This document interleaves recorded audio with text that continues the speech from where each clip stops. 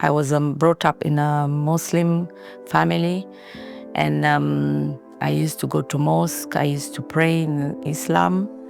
But whenever I used to pray, I used to feel like my prayers was not being answered.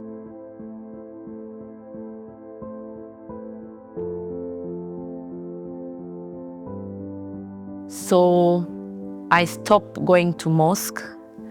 After that, I was starting to want to know more about Christianity. So while I was on my journey of finding God, then my daughter, she became sick. And then the doctors, they took her and they put ECMO machine, they put ventilator and all these machines in her body.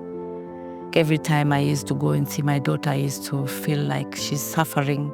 And I used to pray a lot to God, and I said, God, please show me.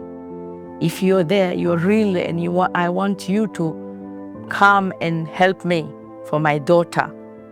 I want you to answer me and show me where you want me to go. Show me the way to follow you.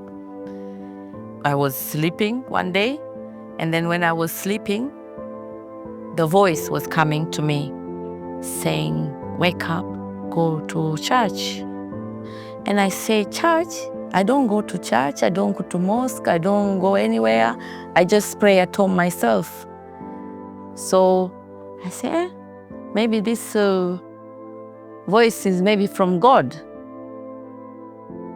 I woke up, so I look at my phone, the timetable for that church, which I know is not far from where I live. So I went there. When I was praying, I could see some miracles there, some things happen in the church. Then there were two people there standing, so I went to them because they were praying for people. So we prayed together for my daughter. And then after that, I went straight away to the hospital to pray for my daughter.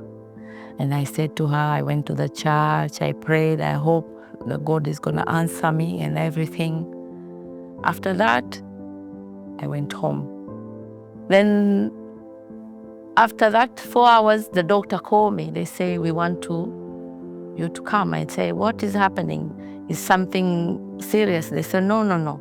We want to take out the machine from your daughter. I said, okay, I'm coming now. So quick, I ran, I went there. And they took out the machine. But the doctor was saying, like, after this, if she's gonna come out, she's gonna be in the wheelchair. She's gonna be like maybe sometime having difficult to breathe and everything.